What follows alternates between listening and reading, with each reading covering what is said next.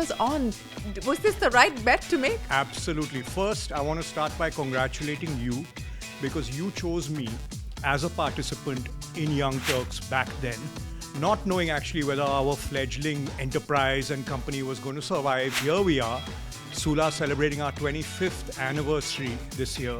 It's been a fantastic ride. I would not have given it up for a million years for anything else. What's been the hardest part of the journey so far? We are forever knocking on doors, even in our own country, saying, look, we are Make in India. This is a farmer, full 100% Indian farmer grown product. We are so proud of this. Please favor us. So that is something that is non-stop and still goes on today. Has it gotten any easier? Has it gotten any better doing business in the wine business in India? Oh yes, come on. I just want to look back at where we were in 2001, 2002. We were able to sell 40,000 bottles in 1 year. This year, 12 million bottles, 300x.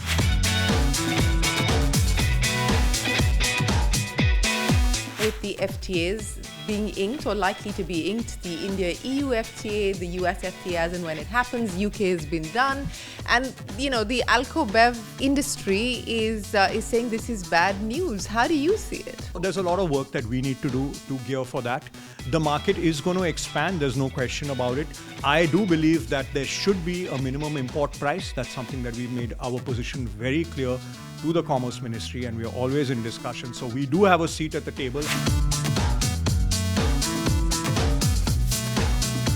What keeps you going today? I think that there's probably nobody in India who knows wine as well as I do. I think that's a fair statement to say. And if anybody is going to continue to lead this wine revolution for another few years, that's going to be me.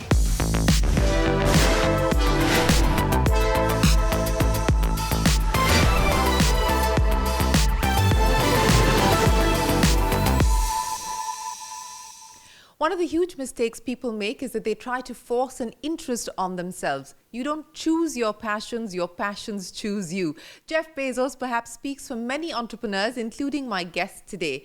He was first featured on Young Turks 23 years ago to talk about his fledgling startup that he was attempting to do the unthinkable, which was make in India in a heavily regulated sector. 2 decades on, Rajeev Samant is still making in India, now clocking sales of 1 million cases annually. From vineyards in Nashik to a spot on the Lal Street, it's been a journey of passion, perseverance, patience, and some pain too. So grab your favorite beverage and settle down as I talk to the man behind India's largest winemaker. Rajeev, it's great to have you back on Young Turks and good to see you. Fantastic to see you, Shereen. 23 years later, wow. And you're still around, and as am I. We're still around and looking younger than ever. Well, in your case, yes, I must admit. But, what has the last 23 years been like for you? As I said, when we spoke, when you started Sula, the decision to exit the valley, leave Oracle, move back to India, get into the wine business, 23 years on, was this the right bet to make? Absolutely. First, I want to start by congratulating you because you chose me as a participant in Young Turks back then, not knowing actually whether our fledgling enterprise and company was going to survive. Most companies don't survive beyond the first 3 to 5 years. Mm-hmm. And yet here we are, Sula celebrating our 25th anniversary this year. It's been a fantastic ride. I would not have given it up for a million years for anything else. 25 years on, and today you're a listed entity, Rajeev, and I will talk about the post-listing, approach that you have and how that's changed your mentality to entrepreneurship as well. But as I pointed out, passion, perseverance, patience, but a fair amount of pain as well, right? I mean, let's talk about that. What's been the hardest part of the journey so far? Absolutely. Look, when you were interviewing me back then, we were actually going through our maximum pain because regulatorily it was such a minefield.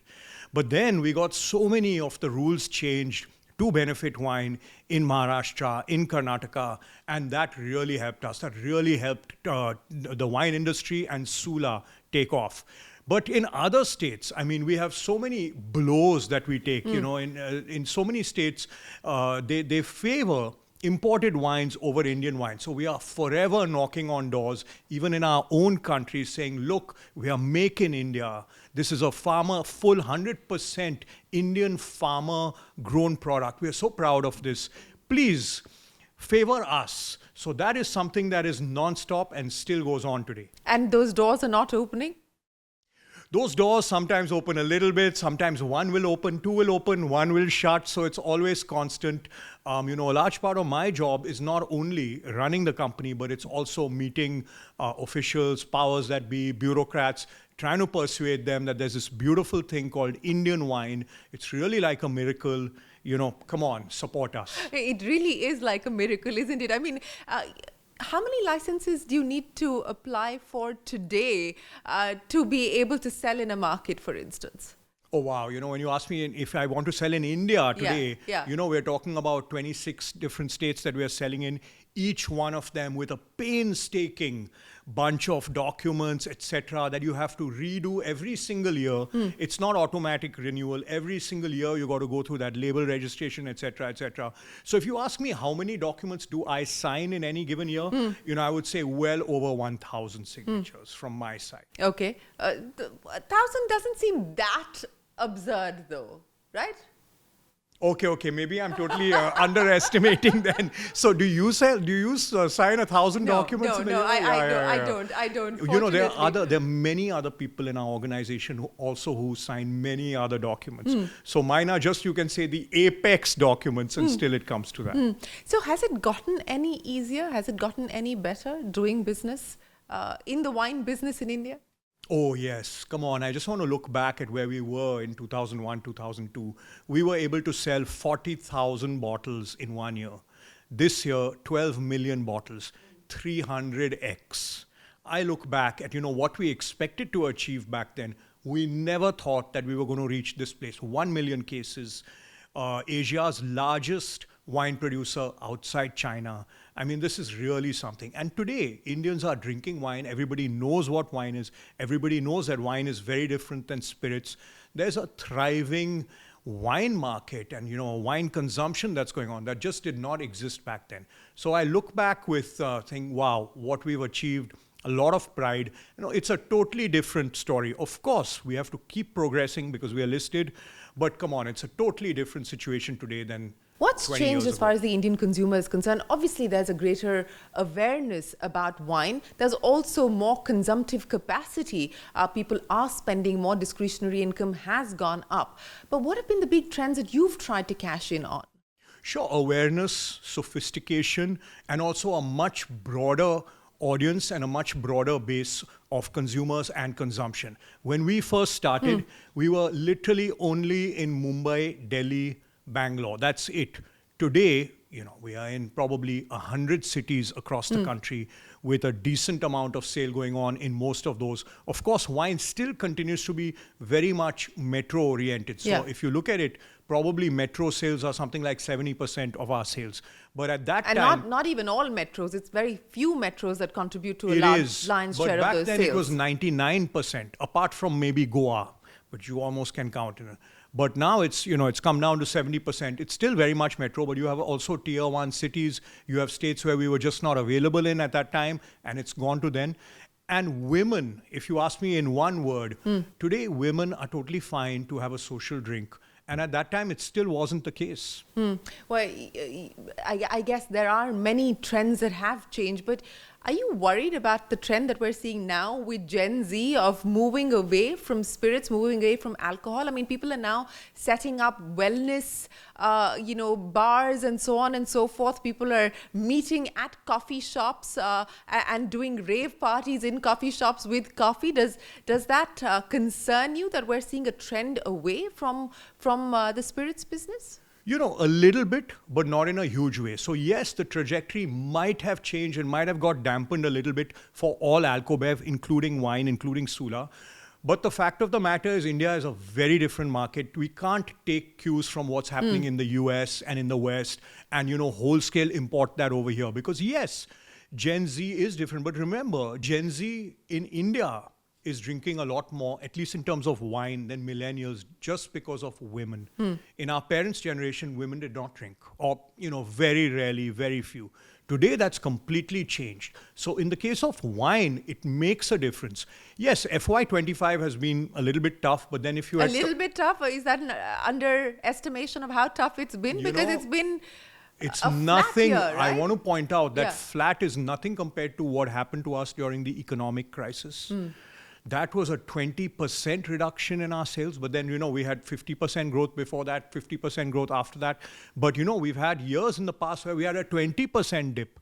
I always say, look, if you want to get from this place to that place, it's never a straight line.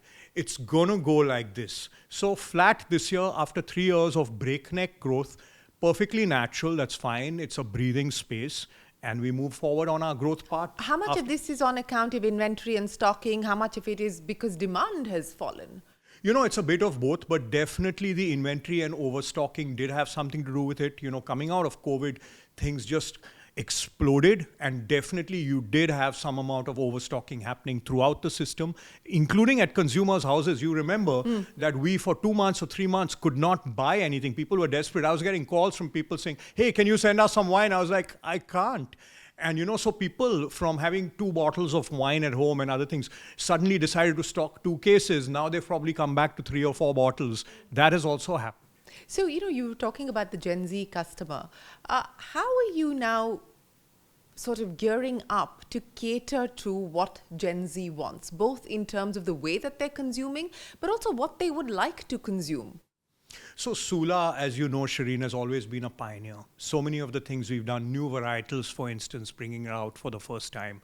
A wine in a can, that was a big one that we've just done recently, and it's taking off very nicely. We are so proud to be the partners on board Indigo in their new international business class. Our wines in a can were chosen directly by the CEO, and that's doing really well. So lots of things like that. We have a lot of projects going on. I know right now the big trend is lower alcohol, and that's something we are looking at.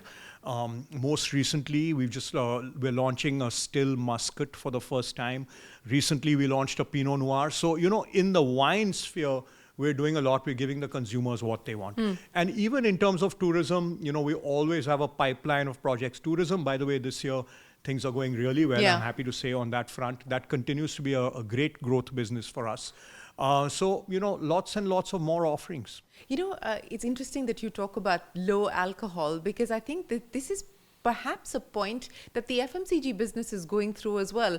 The low sugar, no sugar, sort of conversation is impacting the way that people produce their products, what they're launching as well. Do you see that as being a sort of inflection point, even as far as your business is concerned? Is it big enough, you think? Definitely, it needs to come onto our radar now. Definitely. However, having said that, let's remember that wine is still less than 1% of all alcobev consumed in this country. So there's still a lot of runway ahead, what I see as tremendous opportunity, unlimited opportunity ahead to still convert a few more people. If you're talking about moving low alcohol, remember wine itself within the alcobev category is low alcohol. So if you move from a spirit to wine, already you're moving low alcohol. I think there's, for us, far more opportunity there, considering that, 80% of consumption is probably spirits and 15-16% is beer. So moving people from spirits down to wine, I think, is a bigger opportunity than moving people in wine from, say, 12% to 7%. That's the way I look at it. But is 12 to 7 something that you're considering looking at Very this point much. in time? So our still muscat, for example, is going to be at 7%. It's going to be the first real Sula classic, with the iconic Sula sun. Lower alcohol wine. So those are the kinds of things we're doing all the time. We had launched our Diya range earlier, which is very well known, very successful, and that is already at 8%, and already we sell a lot of it. You talked about tourism, and that has become a big revenue generator for you. What do you believe is the road ahead as far as wine tourism is concerned? I mean, hospitality has taken off, especially post-COVID, and everyone is reaping the benefits of that, including you. Is that going to be much more of a focus area for you to offset the kind of flattish growth that you've seen this year on the wines business? Tremendous potential. There's no question of it. So we are not going to refocus because we've always been focusing. I have always felt since day one that wine tourism needs to be a big pillar of a successful wine operation anywhere in the world, and especially in India, where we need to put wines in front of people and get them to taste it. So as you know, it's people well aware that we have 4 lakh visitors a year coming to our vineyard. It's the most visited vineyard on earth, and still there's so much more work to be done. So I'm very happy to say, we have a new hotel opening up soon in just a month or two. We have new tasting rooms opening up. So I would say there's limitless opportunity in this sphere. So how do you see the rise of the experiential economy? I mean, that's what everyone's talking about. Every brand is trying to find ways of creating immersive engagement experiences, outside of tasting rooms, outside of the boutique hotels and so on and so forth. How do you encourage much more of the experiential aspect of Sula? What's the thought on that? Well, Sula has been way ahead of the curve. You were actually. Yeah, we launched our first Sula Fest in, I don't even remember the thing, but more than 15 years ago, or 17 years ago, we had our first Sula Fest. That was a revelation. That was for the first time that a consumer brand in India was holding a big party for thousands of people on their own campus and getting people to taste and experience for the first time right there. So we've still, we brought it back this year in 2025. Huge hit after 5 years of absence, and we have plans for rolling that out even further. But I must say that a tasting room is something special. So when you say people are even going beyond tasting rooms, I think that the experience starts with tasting room. And we have been so successful. We do something like 1 lakh tastings a year just at our campus. So that's the way. If you say, how are you getting people turned on to wine in India? Sula is way ahead of the curve. So in terms of expanding the tasting room experience geographically, over the next few years, what's the expectation? Well, I'm very pleased to say that we have a beautiful new tasting room coming up just outside Bangalore. We have our Domain Sula campus there, which has been around for a while. But this is taking it to a totally different level. And we hope to announce the opening. What's going to be new? What's going to be different? Well, it's a gorgeous tasting room with a gorgeous view, which we were not able to do so far on an elevated level. Right now, we have a much smaller experience there at Domain Sula outside Bangalore. We're going to be tripling the size, quadrupling the size of the whole property in terms of the tourism part of it, and it's going to be fantastic. So take me through how... And there's a vineyard view. So our current small restaurant there doesn't have a vineyard view, but the new tasting room is going to have a vineyard view, something like Sula at Nashik. So what could this mean in terms of revenue and the potential for revenue growth over the next few years, just on the wine tourism, the tasting rooms and so on and so forth? So you have to remember that the wine tourism, it gives you a small revenue boost in that year. But what it does do is it allows you to showcase your wines to so many more people. It allows you to have private events there, etc., etc. So you have a knock-on effect. You have a multiplier effect that gives you much more revenue over the years to come, which is a little bit more difficult to quantify. But suddenly, if you have a beautiful, gorgeous, desirable place to visit, to taste wine right where it's made, just, we're talking 2 hours outside Bangalore. So it's fantastic on the Mysore highway. It really opens up so much. So many more people will come there. I expect we could see 50% more footfall happening there than we have now. The way that you name your wines, of course, Sula comes from your mother's name, but many of the names are deeply personal.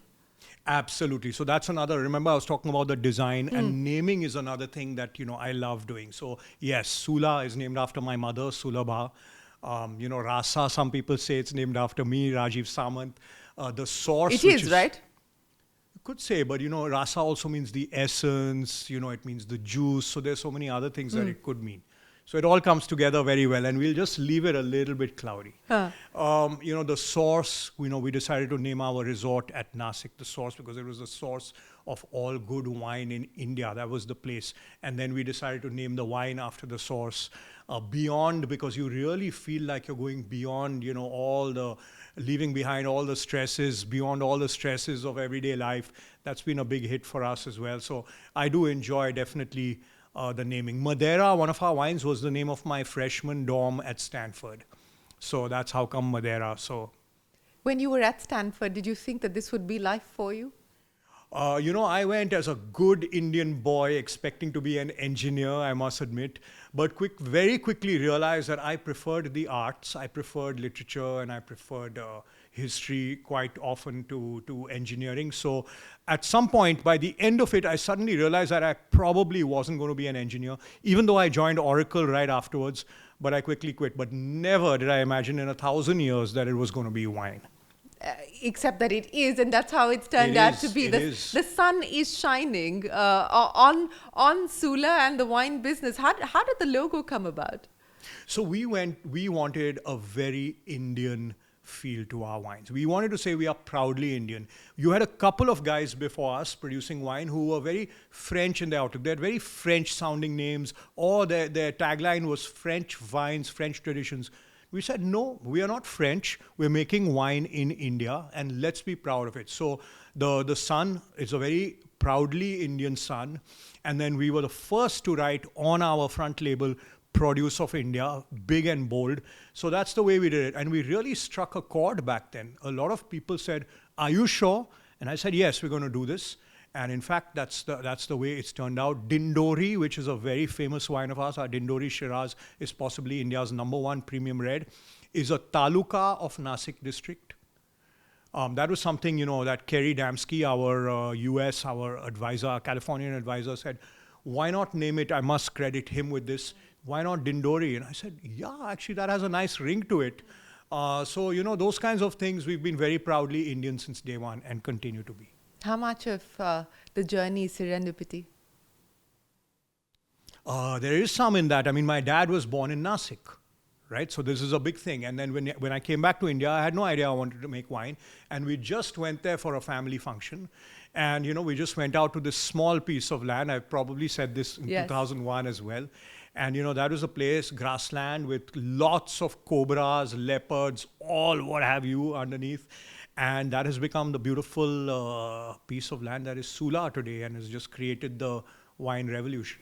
I want to understand from you what it takes to actually be able to conceptualize what you want to take to the market, and then the process of actually getting it commercialized and into the market. What are we talking about in terms of timelines? Where do the ideas come from? How do you kind of refine the tasting experience and so on and so forth before you put it out into the market? What's that process? How's it changed over the years? It takes a while. From drawing board to actual opening always takes a while. Even if you talk about a new wine that we want to launch, you have to bring the planting material in from abroad. There's a quarantine procedure. Then you put it in the ground. Then it comes up. So you're talking about from the time you decide to the time the consumer gets the first bottle in the market is 5 years. 5 years? When you talk about a new wine, 5 years. So you can betcha that we have some wines under development. Very exciting that we hope to announce soon. In the case of something like a tasting room, it's probably a little bit shorter than that. So much depends on government permissions. And that is something we always struggle with. We have to go and talk to the top boss in the state to say, please, we're doing something great. We're going to boost local employment. We're going to boost local tourism. Here's what we've done in Nashik. Please let us do this. And that normally works. But wow, the permissions, etc. But normally a little less, 2 years, 3 years with something like a tasting room rather than 5 years. But 5 years and it's capital intensive. Infinite patience. Infinite patience. Yeah. Plenty of wine. Yeah, and plenty of wine, sure. But so you've got to make your bets well in advance, right? Yeah, you do. And that's something that we're very comfortable with. That's something we are masters of, if I may put it like that. And we are optimistic about the growth ahead in this market. So we go ahead and greenlight a number of things that will only come to fruition 2 years, 3 years, 5 years hence. So what's the process? How do you get to that green light? I mean, is there a matrix that you kind of work with? What's the framework? Well, it's a constant, analysis and R&D. So, for instance, for a new wine, we look at the world's consumption of wine. We see what is the world consuming, what are the 20 top red wines, the 20 top white wines, the 10 top rosés that the world is consuming. What do we have right now? What do we not have? Okay, so which one should we do? That's the one. So it's like this. I mean, it's very straightforward in that way. And there's always opportunities. There's always things that the world is consuming because the world changes. Yeah. and that we don't have here, and that we can be the pioneers in. So that's the way we target. So what is the world consuming that we don't have here that you're going to be the I'm gonna pioneer, be- that then you're I'm going to be gonna the pioneer in? You know, I would be revealing too much if I told you that. But Come then on. our competitors will sit and then they will try to do it. But no, we have a couple of wines that are already under development. The cuttings are already in. They're coming out of quarantine soon, which we don't have and which the world loves. So we'll reveal it soon. So how different are the trends in India versus global? I mean, I believe we're still pretty much a red wine country. We are very much behind in terms of wine, of course, but I have no doubt that we will get closer and closer there. Yes, we are very much in terms of red, but then if you look across at China, China was 75% red. We are probably something like 65% red. But in the rest of the world, red consumption has really gone down. White consumption is going up. Rosé is stable. Rosé has been the growth wine of the last decade, you can say. Rosé and bubbles, Prosecco especially. So yes, India is still very much tending towards red, but I'm quietly confident that Indians will start to gain a palate for white. You know that Sula has always been known for our white wines. We have our beautiful Source brand, which is something you said, you just tasted it.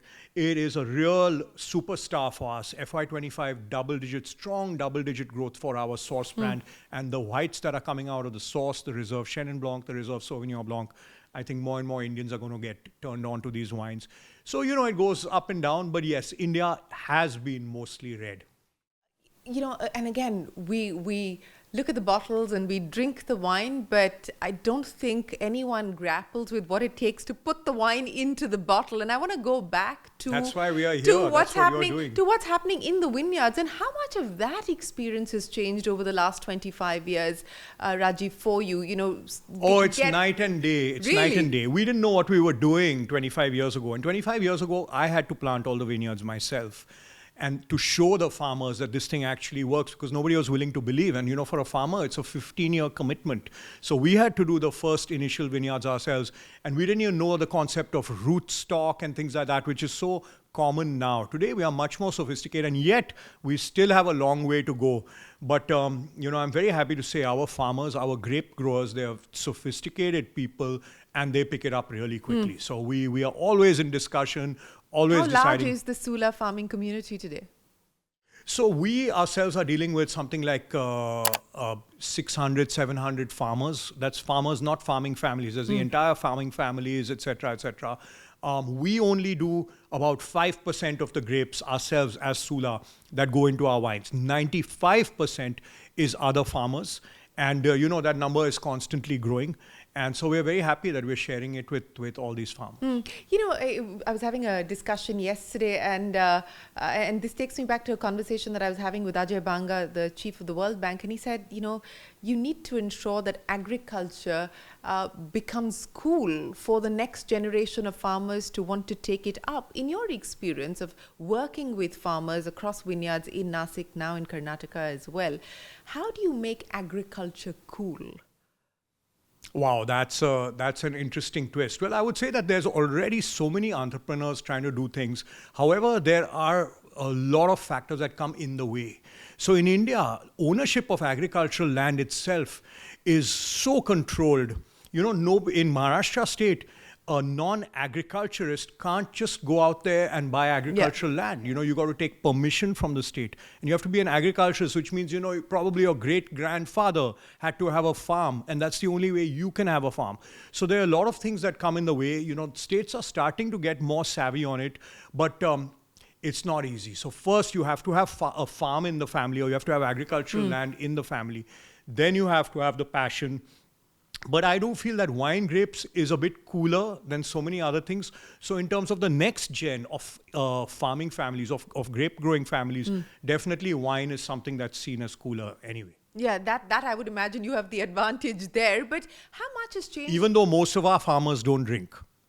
So they never even taste the final product. So we have to tell them. It's like chefs don't eat their own food, I guess. Do they not? I believe so. I don't know. Looking at them, I would think many of them do probably. But how much has changed on account of the use of technology? How much of technology are you using now as far as the farming process is concerned? Well, there's a lot that's happening today. So many of our farmers are using drones.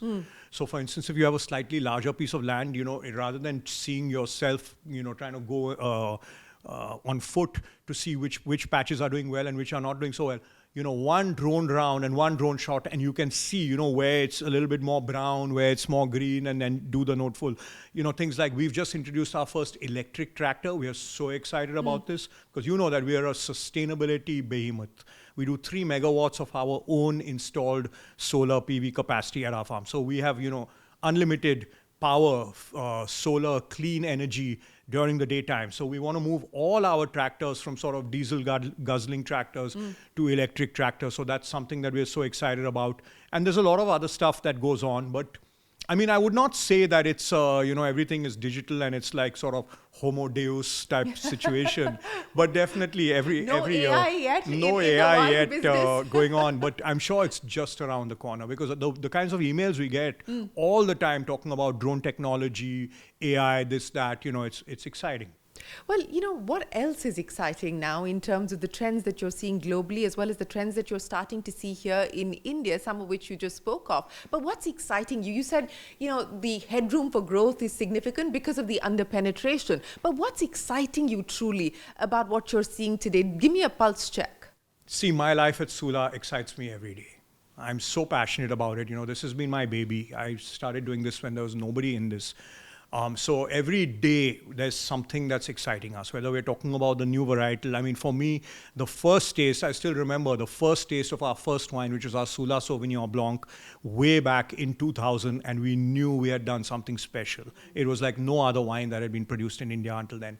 So the first taste of a new wine, it's like a new baby, sitting and doing, I love doing design.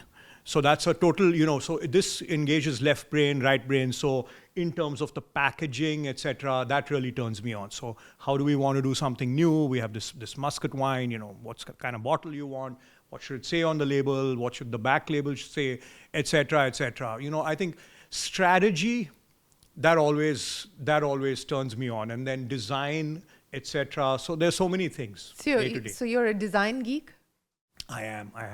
Nothing moves out of our thing without first me signing off on the design. One of the 1,000 signatures. No, that's not included. That's not included. Yeah. That's separate. Those are internals. But one of the big changes that we're potentially going to see in the Indian spirits market, in the wine market as well, is going to be foreign competition. Now with the FTAs being inked or likely to be inked, the India-EU FTA, the US FTA as and when it happens, UK has been done. And, the Alco-Bev industry is saying this is bad news. How do you see it? It's happening. And it's something that we have been gearing up for the longest time. We've always known, and we've been told by Commerce Ministry officials that, look, what we have here is not going to last forever. Gear up, be ready. And now it's here. So there's a lot of work that we need to do to gear for that. The market is going to expand. There's no question about it. I do believe that there should be a minimum import price. That's something that we've made our position very clear to the Commerce Ministry, and we are always in discussion. So we do have a seat at the table, I must say that. They're very aware of the fact that this is one of those few very farmer-friendly industries that's actually doing well. But yes, it is coming. There are going to be cheaper imported wines available. We also have to see whether we also want to play more in that business. Yeah, I was going to ask you that. But our wines have to speak for themselves. They have to speak for for Nashik. They have to be of quality and of the price that appeals to the consumer. At the end of the day, you can't get away from that. And I do believe we're in a far stronger position today than where we were 10 years ago. We are ready to compete. So, you said you're ready to compete. What's the strategy going to be as and when we do see the changes take place? Because a lot of these FTAs are still work in progress outside of the UK. But, what is the strategy going to be? And going global, we're talking about people entering India. What about Indian wines going global? So Indian wines going global, that's going to be a little bit of a tougher proposition. Why? I think that Indian spirits probably have a they have such a long history. Indian wines are a little bit new, competing with French. Let's talk about in India. We have maybe a 6-month window in which we got to get our wines onto every single list. Once your wine is on a list, it's much harder to get it off. But if it's not on the list in the first place, then when you have your imports coming on, those wines are going to probably come on there. So get on. You're really factoring in just a 6-month window. Absolutely. We should not. That's not a very long window. It's not a very long window at all. So we are just working double right now to make sure that putting our wines in front of more people, boosting our tastings and experiences, getting on every wine list, boosting availability. That's what we're after right now. So, those are the kinds of sort of nuts and bolts things that you got to do. And of course, quality has to speak for itself. Now you have few different kinds of consumers. You have consumers for whom they always go for imported and foreign. But you have enough consumers also who are looking for something good that's produced in India, and they can say with pride, what I'm buying here from India is easily as good as what I'm going to get from imported at the same price point. So we're going to appeal to them. But, and the price point is critical, isn't it? I mean, how do you go beyond playing just the price? I think it has to be the quality price. So it's the value equation, not just the price point. What quality are you offering at a certain price? You have to be competitive. If your quality is, if your price is whatever, low or high, but the quality is not in sync with what the market is looking for, you're out of business. So you got to try to improve your quality while keeping your prices in check. And I'm happy to say that we have always increased prices less than the rate of inflation. That's been our history since the day that we started, and even over the last couple of years. But the quality keeps getting better and better. Sula is winning awards all over the globe. That also shows that. So, I think today we have a very compelling value proposition in our wines. Going back to the India-EU FTA, and what is the ask, if anything, outside of do a minimum import price of the government, considering the fact that, whether it's the EU or other countries, subsidies are fairly high, even in this sector. Is there a wish list that you've given the government? See, we make it very clear, EU and UK are quite different. The UK doesn't give that much subsidy, for instance, to their spirits companies. The EU, on the other hand, for them, wine and vineyards is so important. They give something like 1 billion euros a year in support in one way or the other. 1 billion euros a year? 1 billion euros a year under their common agriculture policy, the EU CAP, to their wine and vineyards. I mean, that's huge. How are we supposed to compete? We get a smidgen, maybe our wine industry gets €500,000 a year from the center. What we have had until now is tariffs. So we always point out that there's a big difference between spirits from the UK and wine from the EU. How are we supposed to compete when wines come in at €0.50 a bottle, which can happen? But I do believe that the Commerce Ministry is very cognizant of this. And so, let's see. One will have to see. We can't preempt these things. But we cannot. And we're a very small cog in the scheme of things, a very small cog.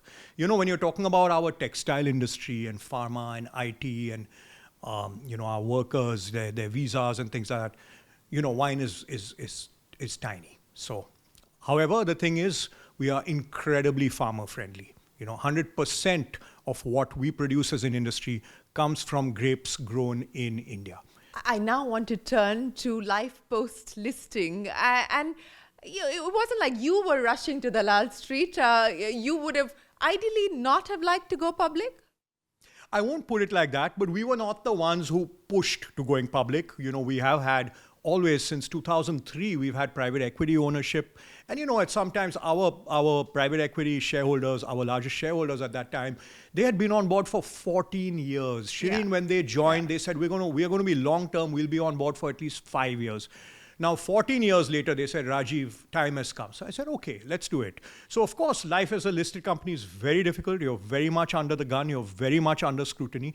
And you got to deliver quarterly results. Quarter, yeah. Yes. And wine, as I just told you, some of our projects, it's 5 years to fruition. So it's not the easiest. But we are ready to face the challenge. And we are aware of the fact that, hey, you got to be on the ball. You got to look at every facet of what you're doing, and you got to get growth everywhere. So everybody here in the company today has a growth mandate, and it has to come sooner rather than later. So yes, it's a total change in focus, we got to wake up, can't sleep anymore.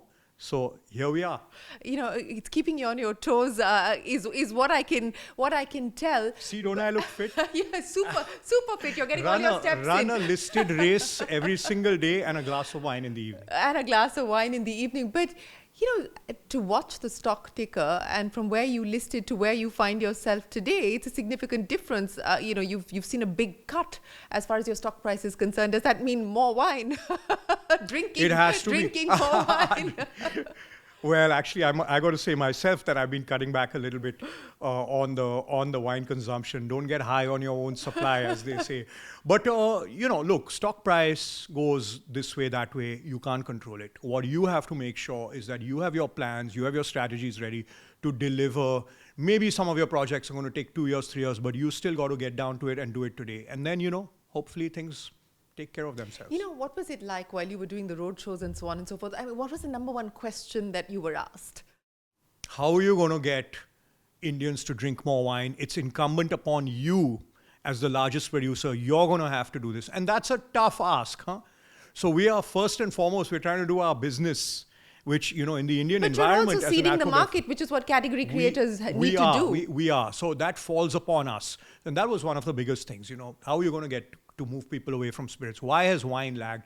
Then you had, does wine go with Indian food? I said, absolutely, it goes with Indian food. We had a colonial heritage that favored spirits. I remind everyone, those places which were French colonies, they prefer wine. The per capita wine consumption of those places is far higher.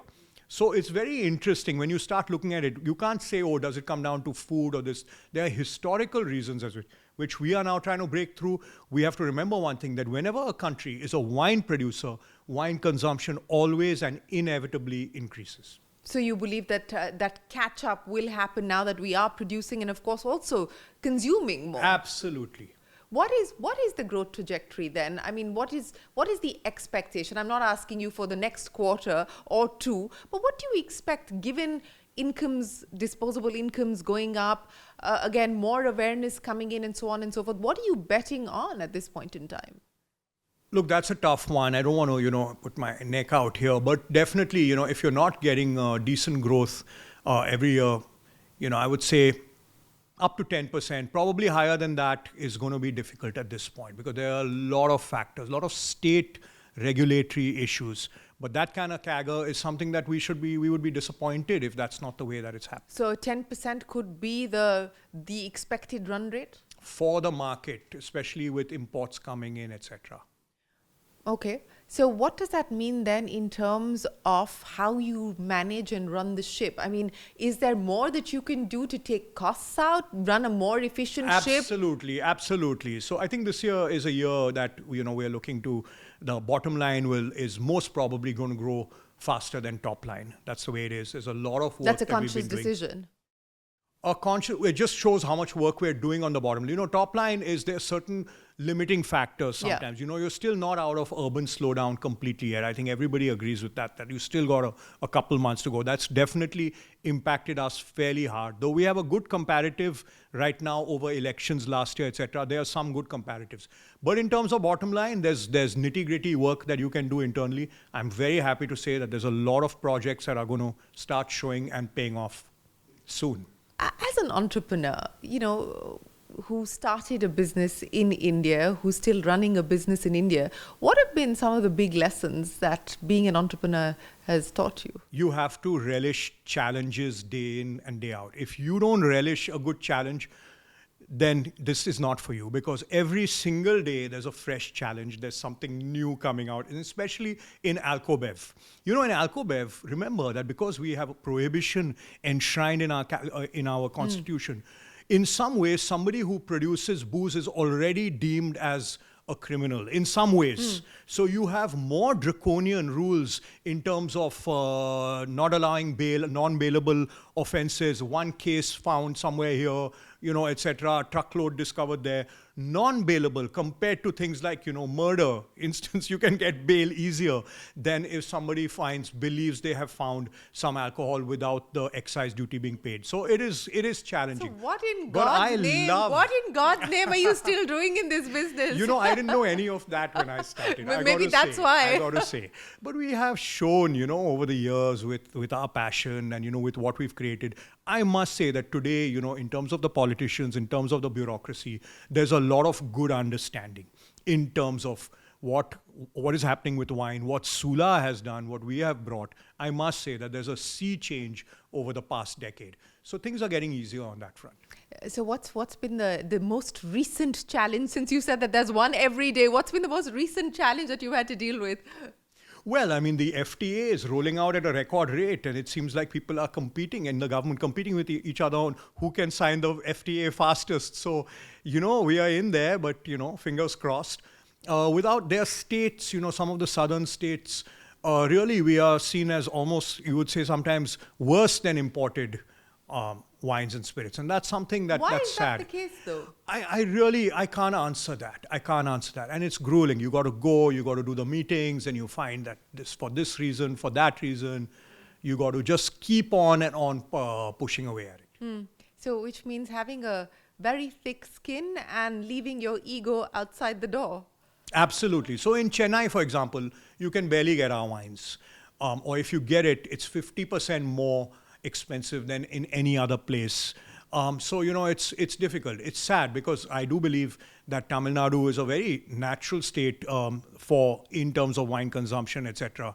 But that's one of the states where we are struggling, for example. So which state is continuing to drive sales for you? I believe Telangana is sort of picked Telangana up, has come up but has had its own challenges in terms of the ability payments, to pay. Yeah, absolutely. Yeah. So there we go. So you have this state that is doing so well for us. So Hyderabad is probably becoming the per capita wine consumption leader in India. Really? Yeah. And why do you think that's the case? I really haven't gotten into it to figure it out, but I do know that our Sula Shiraz Cabernet is huge. It sells more than the rest of the industry combined. That's India's #1 selling wine, by the way. But in Hyderabad, it's a superstar. But then, yes, there have been challenges on the payment front. So here you have your sales taking off, but your payments lagging. But I must say, to their credit, they are trying. And, I must say that outstandings have come down. So we are happy with the progress. What's been the big surprise for you in terms of a market that you weren't expecting to deliver, like Hyderabad, that has delivered or is starting Hyderabad to deliver? has definitely been the outlier. UP has been very interesting, and there's a couple states who we do believe are about to finalize, ink wine progressive policies, which will encourage people to set up wineries in state. So we are waiting. Which states eagerly. would these be? We'll have to see when that comes, though they do come to us as, advisors on that quite often. So really fingers crossed that we should be able to announce, going to a third state in the not so distant future. Okay. That would mean within a year, less than a year, not so distant? Not in our hands. It depends on how quickly they sign. If the policy comes out, within a couple months, we would probably be ready to make an announcement. So 25 done. As you look at the future, and the job of an entrepreneur is also to kind of create the future that you want to see. What are the building blocks that you're now putting in place on the back of the foundation that you already have? So we continuously take a look at, where we expect the growth to come from, which is the next city or town that we should be looking at. And, seeding sales force in place in those places before you're getting the results today that you need to even pay for the sales force. You have to look 2 years out for the returns, etc. So those kinds of exercises we are always doing. Wine tourism is something that we're doing, and things like perhaps putting up a third winery in a state, things like that. So what keeps you going today? I mean, it's a tough business as we've discussed, but what keeps you going?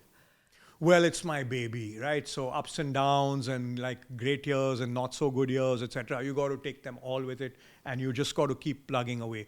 What am I supposed to, like, retire or something? There's no question of it. So No? No. That's not on the agenda right now. Sorry to say if anyone is expecting it. But no. I'm very happy, very much firmly in the saddle and happy to be leading this. I think that there's probably nobody in India who knows wine as well as I do. I think that's a fair statement to say. And if anybody is going to continue to lead this wine revolution for another few years, that's going to be me. Well, you clearly have made that unequivocally clear right here on the Young Turks. There we go. On the Young Turks podcast. The not so young Turk is going to continue to be a Turk. The power well, I'm Turk. not sure that the power Turk. Can we say Turks now? on this program, yes. Yeah. On this program we can. But where does the resilience come from? And it's very often a lonely journey. Where does the resilience come from? So you have to be very disciplined in terms of, managing your life. There are certain things, non-negotiable in terms of exercise. I mean, these are very basic building blocks. But so, for example, 1 hour a day is generally my minimum exercise, either in the gym, yoga, run, cardio, whatever it takes. Diet, watching, all of that stuff is what allows you to just keep going. If you neglected that and you were trying to do 12-hour days, I don't pull 12-hour days. That's not something that's me. So, 7-8 hour days is good enough. And then the exercise and then time with family, friends. So I try to balance it all and that keeps you going. It's a good life. It is a good life. And of course, 1 or 2 glasses of wine every evening, preferably Sula. With all the disclaimers attached to that. Yes, disclaimers, not. But what do you like outside of your own wine?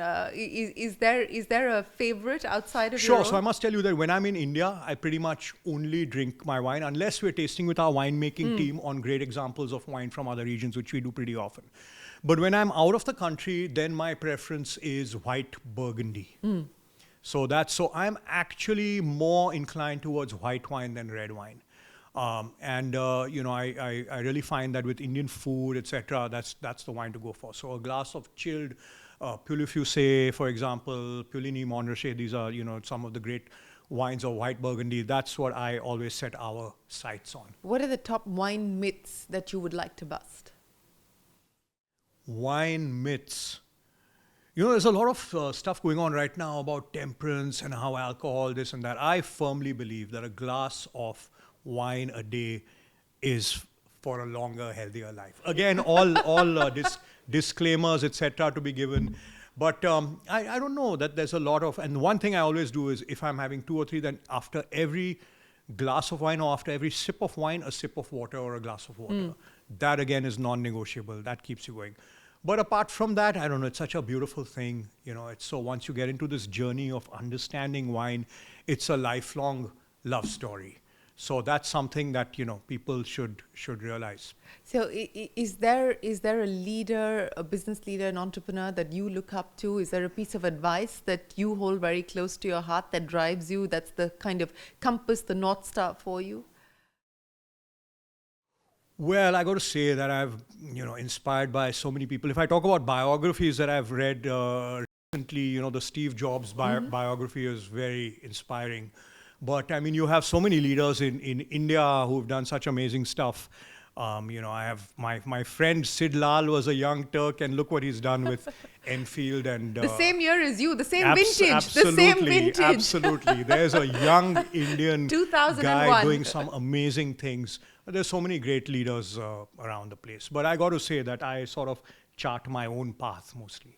Well, we hope you continue to lead the revolution, and with every sip, may the story continue to grow. But thanks very much for joining us again. 20 years on, it's been an absolute pleasure to revisit the story with you and to talk about the future as well, Rajeev. Thanks, Shereen, and thanks for sticking with us. Well, it's great to always have the Young Turks community back on the program. But for now, from all of us here on the Young Turks podcast, thanks very much for watching. If you enjoyed the conversation, then stay tuned for plenty more. From all of us here on the CNBC TV 18 team, goodbye and many thanks for watching.